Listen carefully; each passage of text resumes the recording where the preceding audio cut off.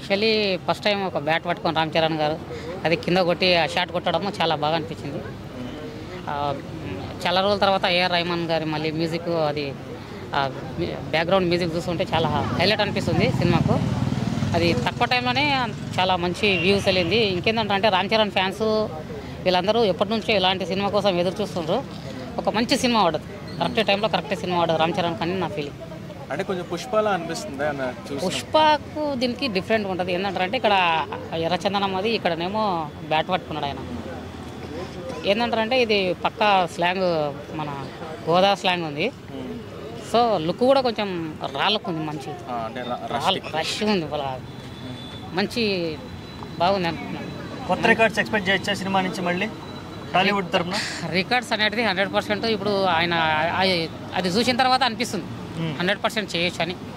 ఎందుకంటారంటే ఒక చిన్న బిట్టుకు వదిలేటప్పుడు ఆ స్లాంగ్ కానీ మనిషి మళ్ళీ మళ్ళీ పుట్టము అని ఒక డైలాగ్ చెప్పడం కానీ అయినా చాలా బాగా అనిపించింది. అదంతా పుట్టినప్పుడు ఏదైనా చేయాలి, మళ్ళీ పుడతామో లేదో తెలియదు, చాలా బాగా అనిపించింది.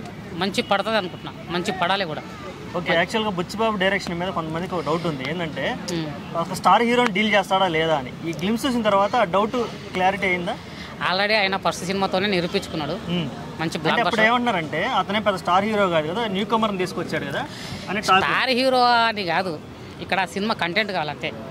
ఏ స్టార్ హీరోనా ఏదని కాదు, సినిమా కంటెంట్ కావాలి, అది తీసే దమ్ము ఉండాలి. అది బుచ్చిబాబు గారికి ఉంది.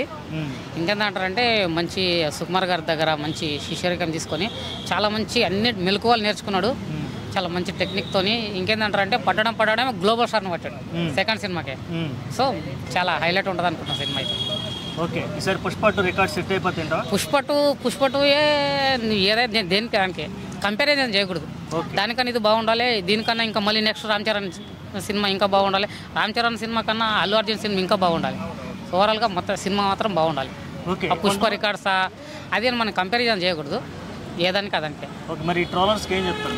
ట్రోలర్స్ కంపల్సరీ ఏంటంటే ఇక ఈయన ఫ్యాన్స్ ఇలా ట్రోల్ చేస్తారు, వాళ్ళ ఫ్యాన్స్ అట్లా ట్రోల్ చేస్తుంటారు. కానీ ఏదైనా సరే సినిమా ఇండస్ట్రీ బాగుండాలి.